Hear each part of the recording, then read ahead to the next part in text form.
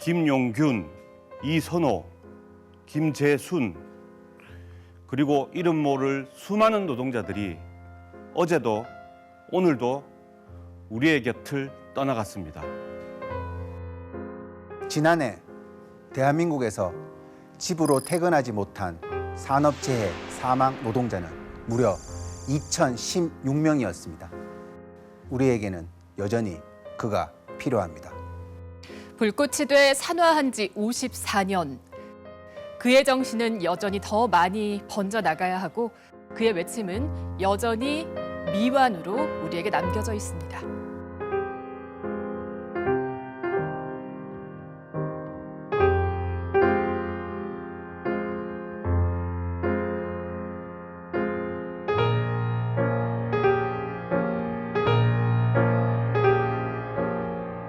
아주 명랑하고 막춤이지만은 우리 앞에서 노래도 정말 못 불러요.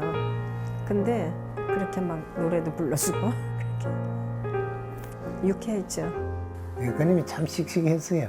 용감하고 어디 가면 학생 회장감이에요.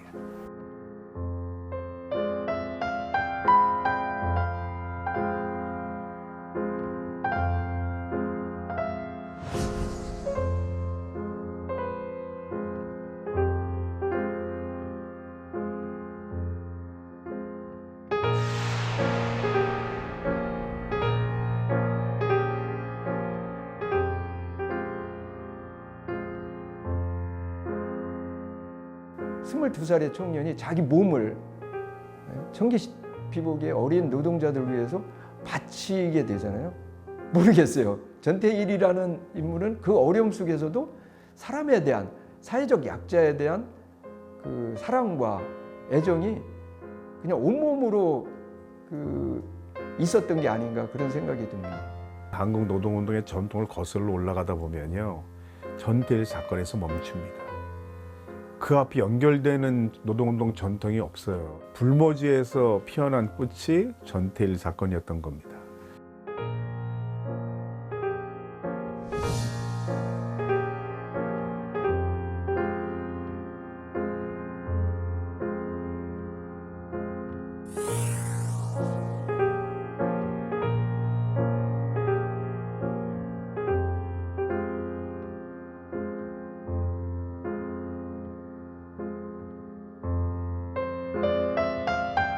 제가 제일 많이 쓰는 말 중에 전태일이 뭐냐?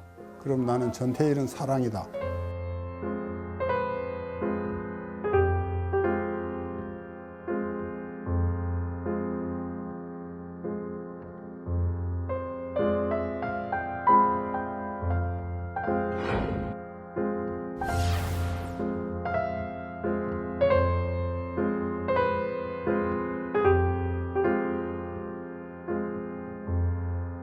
네, 11월 13일을 또 한 해 보냈습니다. 오늘 시민의 품격 주인공은 바로 노동운동의 상징 전태일 열사인데요. 저는 참 이 전태일의 정신이 해를 거듭할수록 정말 희소하다, 너무나 고귀하다 이런 생각을 하는데 도대체 어떻게 이런 또 마음을 또 행동을 결단할 수 있었는지 그의 생애를 좀 유년 시절부터 좀 짚어보고 싶어요. 사실 그 시절은 지독히 가난했잖아요. 12살 때부터 네. 여러 가지 일을 했다고 합니다. 뭐 신문팔이 이런 거는 뭐 기본이고 동대문 시장에서 여러 가지를 팔면서 안 해본 일이 없다고 합니다. 3일간 우리가 이게 굶어가지고 있으니까 이제 아무것도 하기 싫더라고요.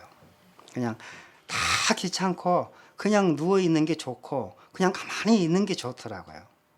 대충 보면은 그냥 하루씩 뭐 하루에 한 끼씩 이렇게 먹고 생활할 수밖에 없었던 것 같아요. 그 당시로서는 그냥 있으면 먹고 없으면 안 먹는 것을 원칙으로 그냥 지나왔고, 그 용두동에서 이제 솔하고 조리의 방패 적세 같은 것을 위탁 판매하는 데가 있었어요. 그래서 삼립박스에 끈 2개를 묶어 가지고 그걸 이제 둘이 하나씩 메고 만들어 가지고 솔조리 방패 적세를 하면서 낙원동으로 해운동으로 이제 골목마다 다니면서 이제 그걸 팔아 가지고 남는 이문금을 가지고 이제 저녁에 국수나 이제 보리쌀이나 쌀이나 종류 사가지고 들어오면은 어머니가 그걸로 이제 저녁 지으시고. 근데 못 파는 날은 이제 안 되니까 그 파는 돈을 갖다가 미수금이 조금씩 생기기 시작한 거예요. 집에는 당장에 이제 먹어야 되니까. 그러다 보니까 한 미수금이 그때 한 150원, 한 200원 이렇게 올라가기 시작한 거예요. 예, 이 허름한 옷차림의 그 두 소년이 그 전쟁의 상흔이 남은 그런 상자에 물건들을 담아가지고 여기저기 돌아다니면서 막 파니까 이게 잘 팔렸겠어요. 예. 좀 여의치 않았나 봅니다. 예, 가족들 이제 먹이 살리려고 하다 보니까 이 돌려줘야 될 원금은 지금 이미 식비로 다 썼고, 아이고 이게 돈을 갚을 길은 없고 이래가지고 이게 어린 마음에 좀 너무 힘들었나 봅니다. 그 짐이 너무 무거웠는지 전태일도 가출을 하게 되는 그런 일도 있었습니다. 어린 전태일이 어떤 기술도 없고 어떤 자본이 있을 리도 없고 그러니까는 결국 할 수 있는 게 아까 말한 그런 일들 뭐 아침에는 새벽에는 그 리어카 선술의 디미리를 하고 리어카를 직접 끄는 사람도 힘든데 거기에 붙어서 디미리를 하는 정도니까는 그게 돈이 되겠습니까? 그리고 오전에는 구두를 닦고 저녁에는 또 신문을 팔고 또 새벽 2시까지 남들이 버린 담배꽁초를 주워서 그걸 다시 담배로 만들어서 팔고 아, 그럴 수 있어요. 뭐 잠은 가만히 일을 듣고 뭐 노숙하고 아유.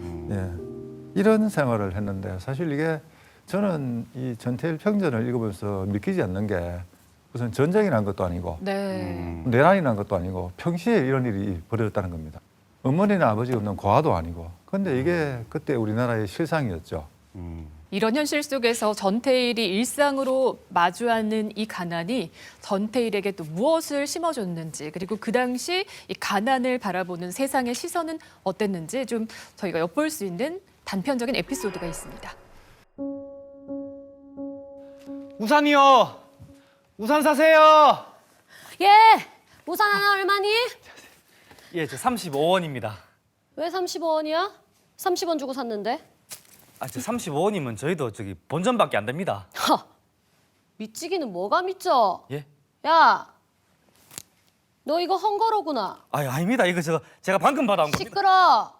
니들이 그렇게 밤낮 구질구질하게 변명만 해대니까 이 모양 이 꼴인 거야.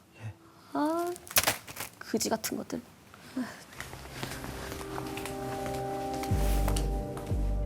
그래요. 나는 태어날 때부터 거지예요. 당신들은 태어날 때부터 도도한 집안에서 태어났고요. 내내 도도하십시오.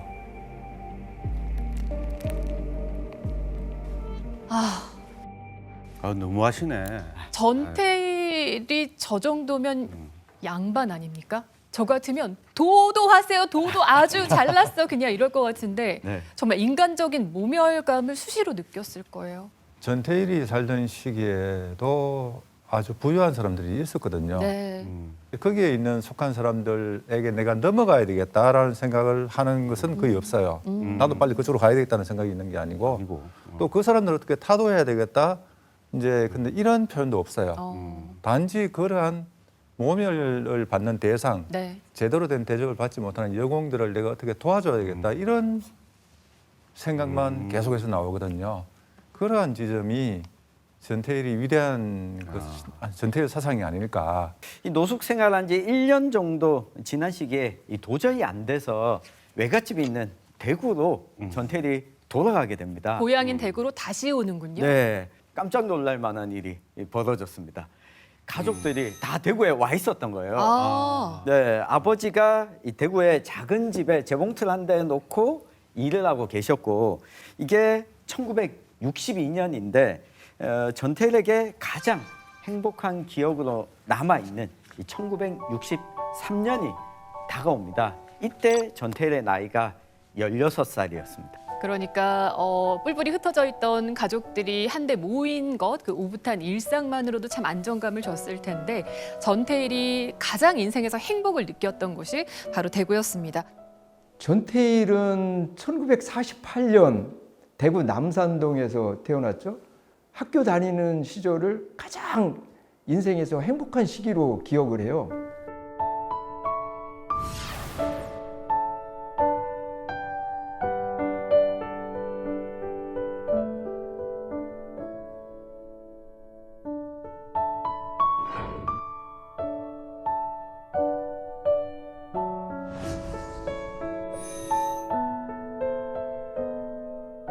여기는 전태일 열사가 1948년도 태어났던 동네이기도 합니다. 전태일 열사 가족과 친척들은 주로 여기 남산동에 거주를 했는데요. 거기는 작은 봉제 공장과 간의 수공업 봉제업들이 아주 번성했던 곳입니다. 남산동에 사셨던 우리 전태일 열사의 아버지께서는 좀 자연스럽게 어떤 봉제업을 하시게 되지 않았나 그런 생각도 듭니다.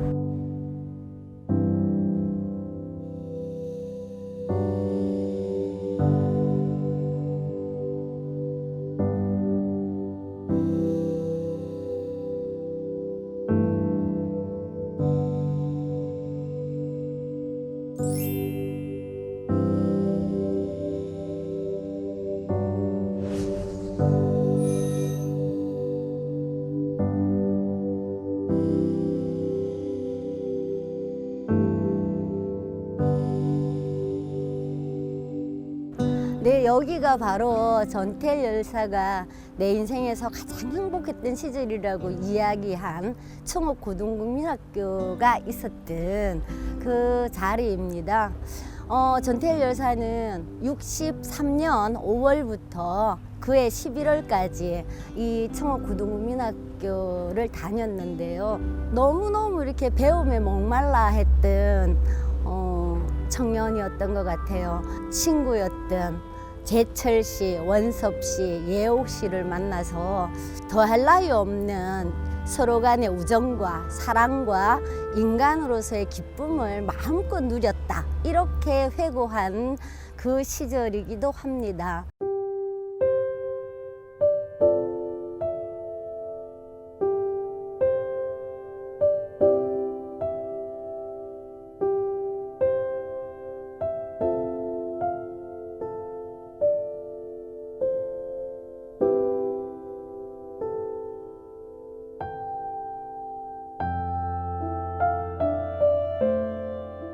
네, 인상이 많이 남습니다. 씩씩하고 용감하고 남한테 지는 성격 아니고 교복 안 벗습니다. 여보면 항상 입고 막 의시됩니다. 나무집 식모 사는 애들 그다음에 참 그런 애들이에요. 정상적으로 학교 다니는 애들 하나도 없습니다. 심지어는 초등학교 졸업도 못한 애들도 있었어요. 애들 하나 없이 수업 시간에 조용합니다. 떠든 애들, 장난치들 하는 애들 없습니다. 학교 오는 걸 얘들은 큰 영광으로 알고 왔으니까요. 그래 왔는데 장난칠 시간은 어디 있습니까?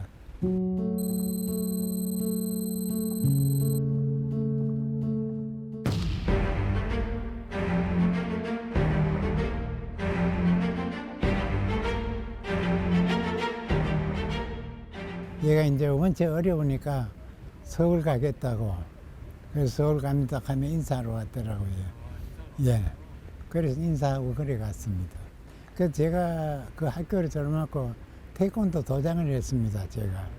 도장할 때에 지가 서울 가서도 저한테 늘 편지가 왔습니다.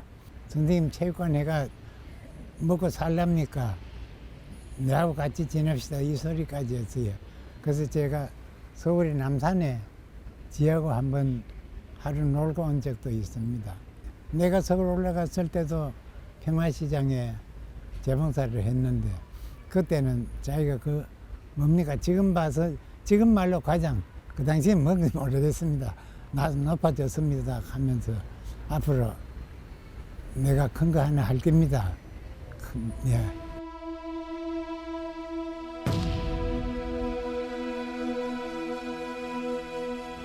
그것도 며칠 지나서 신문에 알았습니다. 그 이야기를 듣고 좀 어떤? 그때 그 신문을 봐도 전태일 캐도 얘인 줄은 몰랐어요. 처음에는. 나중에 어디서 걔가 걔다 가더라고요. 그래서 알았지. 그 진작 알았으면 바로 올라갔죠. 예. 내가 그렇게 좋아하던 애인데 돈은 없고 가난해도 정의 하나는 항상 살아있습니다.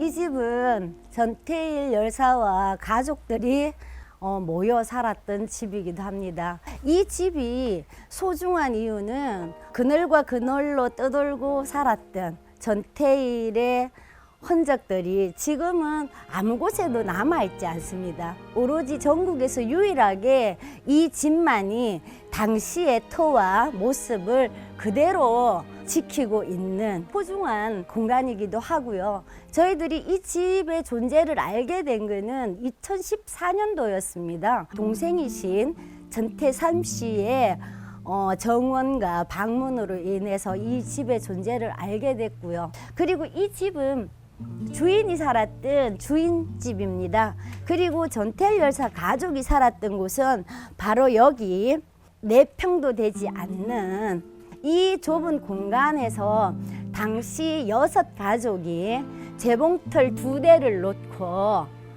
생활을 했다고 합니다. 방문하시는 많은 분들께서 전태일의 당시의 생활상과 또 이 공간에서 지냈을 때의 어떤 모습을 직접 이렇게 밟아보기도 하고 그러기 위해서 이렇게 좀 비워놨고요.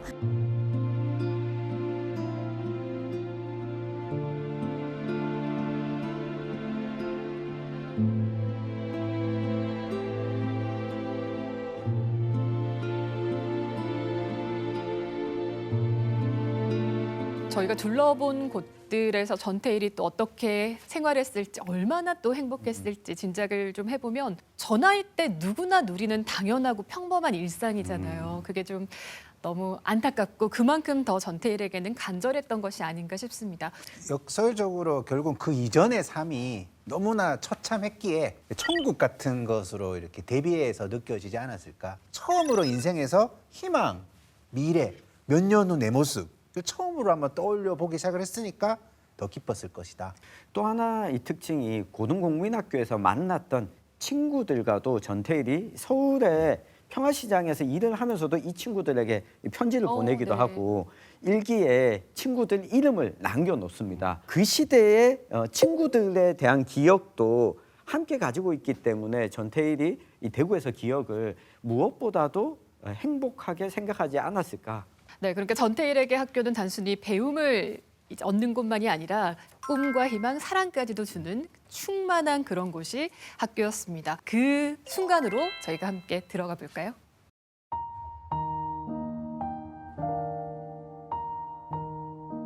아홉 번째 서브까지 성공시키고 게임이 끝났습니다. 시합장엔 요란한 박수갈채와 승리의 개가가 퍼지고 나는 오늘 게임에서 마스코트가 되었습니다. 그늘과 그늘로 옮겨 다니면서 자라온 나는 한없는 행복감과 인간만이 누릴 수 있는 특권인 서로 간의 기쁨과 사랑을 마음껏 느꼈습니다.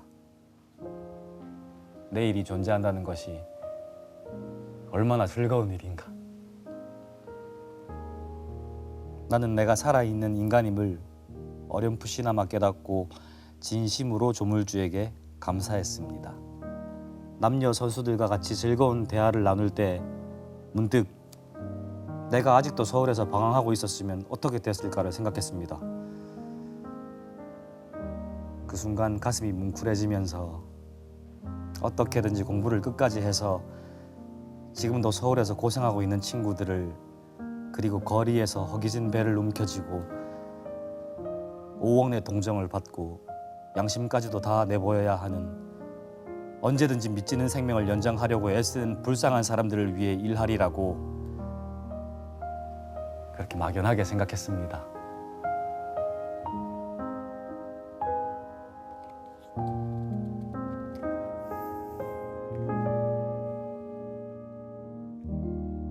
아, 예. 태일이가 웃으니까 저도 마음이 참 좋습니다. 그전에는 내일이 참 두렵고 또 배고플 게 참 막막했을 텐데 근데 여기서 전 놀라운 게 나만 기쁘고 좋은 게 아니라 결국에 나중에 지금도 불쌍한 그 서울에 있는 친구들을 생각하면서 어떤 기여를 하겠다 이렇게 마음 먹잖아요. 이 배움의 결과로서 이때 그 불쌍한 사람들을 돕겠다라는 결심을 했다는 게 되게 인상 깊었습니다.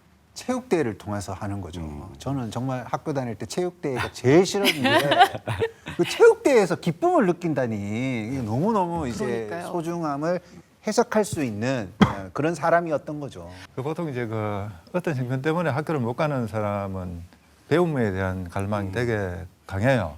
인생에서 가장 행복했을 때다 이렇게 표현을 하고 있는 게 보면 요즘처럼 교육이 이렇게 주어지는 사회에서는 그 이해하기가 좀 어려울 거예요. 전태일이 결국 이제 어떤 나중에 죽게 되는데 그 죽음은 어떤 근로기준법하고 밀접한 관련이 있죠. 네.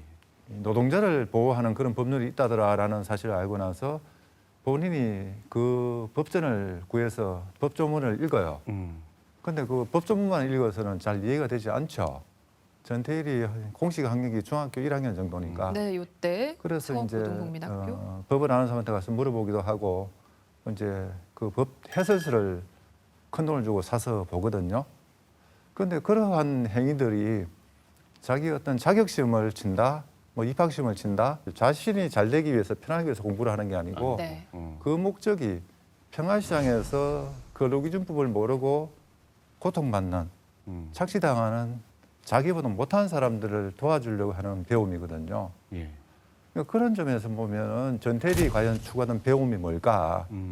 우리가 지금 네가 남들보다 잘 내려면은 공부 열심히 해야 된다. 공부해야 돼. 네. 이런 것하고는 좀 다른 차원의 이야기지요. 과연 교육의 본질이 뭔가, 배워서 우리가 뭘 해야 되는가, 이런 것들을 전태일이 몸소 보여주는 건 아니겠느냐 하는 생각이 듭니다. 사실 요즘 학력이 너무 중요하지만 네. 전태일이 학력으로 보면은 내세울 게 있습니까?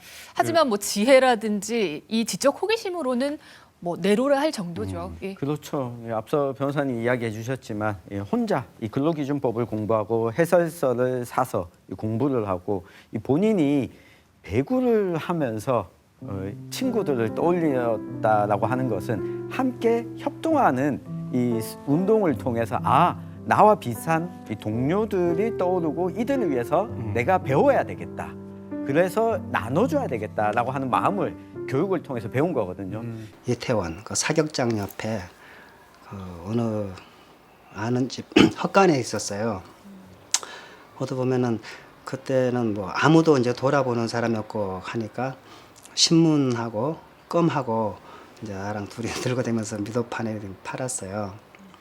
그때도 뭐 책을 꼭 옆에 끼고 다니면서 그 시간이 조금이라도 나면은 그 책을 보는 그것을 내가 꼭 기억을 잊어버리지 않고 또 이제 그 과정에서 용두동으로 이제 이사를 오는데 그 집에서 이제 쫓겨나면서 이태원에서 쫓겨나면서 용두동 그 이제 처마와 처마 사이를 갖다 비닐을 덮어가지고 그걸로 이제 우리 잠깐 이사를 했거든요. 용두동. 그 사이에 있으면서도 제일 첫 번째 이사 오는 날 형이 그 동대문 상고 거기를 이제 그 운동장에 나가서 보면서 조그마한 그 동강국민학교라고 있었어요. 거기에서 이제 학생을 모집하더라고 국민학생들을. 거기를 첫 번째 이제 가셔가지고는 나도 여기 공부할 수 있냐고 물어보니까 그럼 오면 된다고 하고 그 교회 선생님들이 상당히 그 형을 반갑게 얘기해 주더라고요. 청옥 고등국민학교에서 행복했던 시간이 그리 길지는 않았습니다. 1년은 됐을까요? 1년도 채 지속되지 못했는데요. 1963년에 청옥 고등국민학교에 들어가게 됐는데 그해 겨울에 아버지가 전태일에게 학교를 그만두라고 하게 됩니다. 너무 실망이 컸을 것 같습니다. 이게 학교 가서 배우는 것 자체가 행복인 아이한테 이 가난이고 조그만 행복마저도 지금 완전 앗아가는 입장인 것 같은데요. 지금 학교 가기 싫어하는 제 두 딸이 있거든요. 얘들한테 좀 얘기를 해야 될 것 같은데 잠시만. 얘들아, 옛날에는 학교 가는 것 자체가 행복인 사람도 있었다. 보고 있냐? 전태일에게는 이게 좀 더 큰 공포였을 것 같아요. 왜냐하면 그 배움이 정말 이전과 너무 다른 인생에 대한 미래를 처음으로 계획하고 경험을 기대를 했잖아요. 하고 있는데 예. 이게 다시 끊긴다라는 거는 다시 돌아올 수 없고 이게 다시 그 전의 삶으로 돌아갈 거라는 것을 아니까 훨씬 더 끔찍하지 않았을까. 네, 그 전태일의 아버지 전상수 씨는 이런 생각을 했는 것 같아요. 전태일이 벌써 15, 16 나이가 됐는데 이제 겨우 고등공민학교 1학년 과정, 중학교 1학년 과정이죠. 네. 그걸 하고 있단 말이에요. 아버지가 생각할 때는 차라리 그거보다는 이 봉제 기술을 빨리 배워서 나하고 같이 이 옷을 만들면 뭐 가족들이 좀 더 쉽게 의식주 문제를 해결하고 또 그래서 어느 정도 자본이 축적되면은 못다한 공부를 할 수 있지 않느냐. 예. 근데 지금 그 나이에 고등공민학교 겨우 다녀가지고 뭘 하겠느냐. 실제로 수기에 그런 말이 나와요. 그러니까 아버지는 나름대로는 본인이 세상을 살아보니 지금 공부하기 늦었다. 그러니 나와 같이 이 세금에 몰두하자 이런 생각을 가지신 것 같은데 전태일은 그걸 이해를 못하죠. 오히려 본인의 수기를 보면 이렇게 표현을 해뒀어요. 아버지의 그 말씀을 듣는 순간 나는 내성병해가 세상을 삼키는 것 같았습니다. 그만큼 충격이었던 얘기예요. 예, 하루하루 나의 생활 속에서 배움을 빼버리면 무슨 희망으로 살아가겠습니까? 이렇게 하면서 결국 이제 가출을 하게 되죠. 어떤 배움이라는 것, 고등공민학교에 간다는 것은 어떤 피안의 세계, 그게 없으면 안 되는 정말 절실한 배움이죠. 지금처럼 지금의 어떤 입시 위주의 교육 환경에 비춰보면은 참 이해하기 어렵고 오히려 뒤집어 생각하면은 전태일이 추구하는 그러한 배움, 자기가 깨치고 남을 도와주는 자기가 오히려 남을 딛고 서기 위해서 배우는 것이 아니라 오히려 전태일이 추구하는 그런 배움의 방향이 오히려 지금 입시 위주의 정말 혹사당하는 애들한테는 더 필요한 개념이 아니겠느냐. 어떻게 생각하면 우리가 전태일의 아버지식으로 교육을 시키고 있는 것 같아요. 지금도. 예. 그래서 안타깝습니다. 자, 어쨌든 이 가난 앞에서 결국에 이 배움의 꿈마저도 접어야 했는데요. 그 인생에서 가장 행복했던 대구에서 순간은 이렇게 막을 내리고요. 그의 무대는 이제 서울 평화시장으로 옮겨지게 됩니다.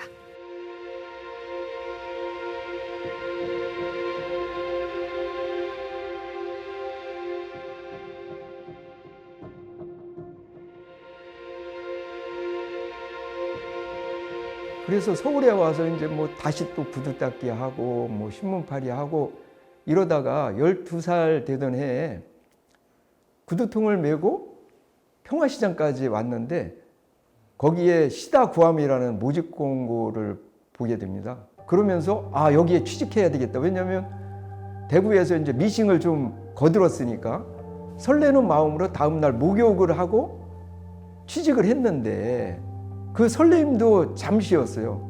하루 일당이 50원으로 처음에 3.14에 취직을 할 때 50원이었습니다. 그런데 일기에 뭐라고 썼냐면 하루 하숙비가 120원인데 일당 50원으로는 어림도 없는 일이라서 아침으로는 여관에서 이제 구두를 닦고 저녁에는 껌과 휴지를 팔아서 보충해야겠다. 이렇게 적고 있어요. 커피가 50원이었다고 해요. 하루에 50원 가지고는 커피 한 잔 값이죠. 그렇게 어려운 시절이었고 그런데 그게 14시간 노동이었어요. 하루라는 게. 어떤 직장이 첫 직장인데 설레는 마음으로 들어갔지만 현실은 구두 닦기 할 때 밑바닥 생활과 다름없는 참혹함이었죠. 이 일 해본 적 있나? 아니요, 없는데요. 고향이 어디냐? 대구입니다. 빨리 해라, 임마. 열심히 한번 해봐라. 고맙습니다. 야, 재단사! 네, 여기 보조 한 명 왔다. 빨리 올라와라. 제가 있는데요? 여기 안 와있는 빨리 가져와! 네.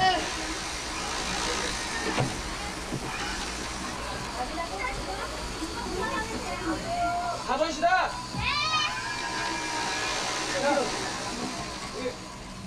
너 할 거 없지? 여기 앉아서 하셔도 돼? 네. 2번시다! 빨리!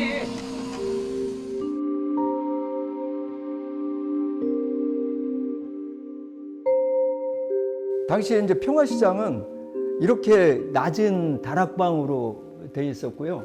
허리를 굽혀야만 들어갈 수 있었고 여기 와서 보시면 좁은 공간을 2층으로 만들어서 다락방에서 이제 2층에서도 일도 하고 밑에 작업대가 다닥다닥 붙어서 일을 하는 그런 공장이었죠.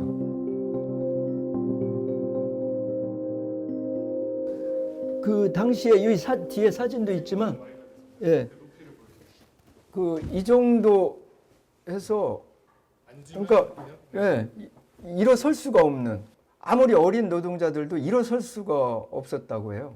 그러니까 이제 1.5m 정도 되는 일은 계속 많고 그러니까 공간을 활용하려고 2층 다락방을 만들어서 거의 다 이렇게 이런 구조로 돼 있었다고 하더라고요.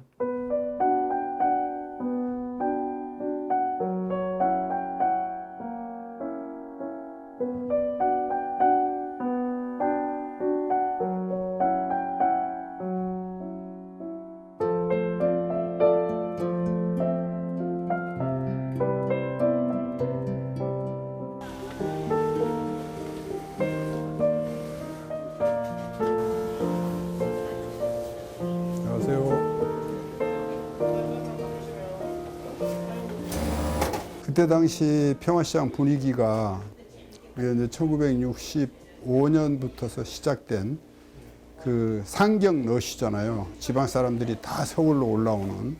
평화시장이 정말 공장도 그렇고 사람도 그렇고 바글바글했어요. 엄청 많았어요. 그러다 보니까 어떤 질서가 있는 게 아니라 사장이 생각이 법이에요. 그래서 아침에 몇 시에 이제 일어나서 첫 차 타고 나올 수 있으면은 무조건 나와야 되고, 그래서 막차에 갈 각오를 하고 일을 했어요. 그렇기 때문에 우리는 엄청나게 긴 시간을 작업을 했다고 볼 수 있는 거죠. 그래서 저는 68년도에 이 평화시장에 이제 재단 보조로 취직을 해서 그 일을 하는데, 그렇게 힘들게 일해도 너무 좋은 거예요. 밖에는 더 나빴잖아요. 여기는 한 달 일하면 한 달 동안 그 출근만 하면은 일이 없더라도 한 달 정해진 월급은 받았단 말이에요. 그러니까 더 낫게 생각을 했던 거죠. 그래서 이제 나는 여기 너무 이제 천국에 왔다 하고 열심히 일했죠.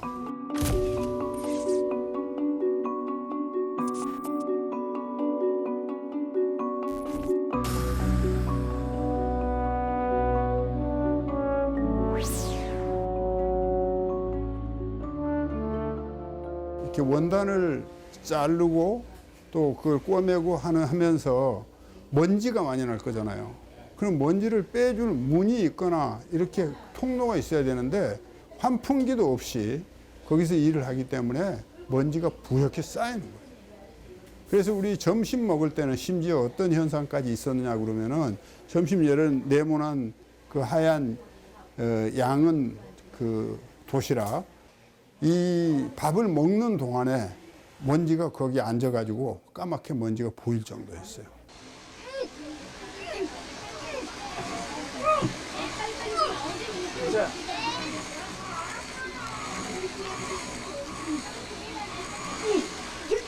삐져 있어요. 병원 가야 되겠는데? 그래. 괜찮아. 병원에 안 가도 돼.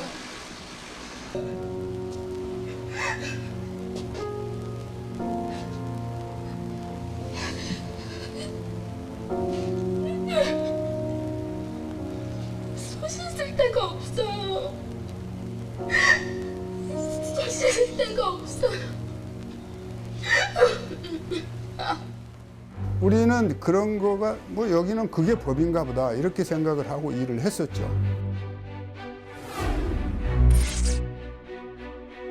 그냥 한 절반 정도 애들은 거의 못 먹을 수가 없었어요.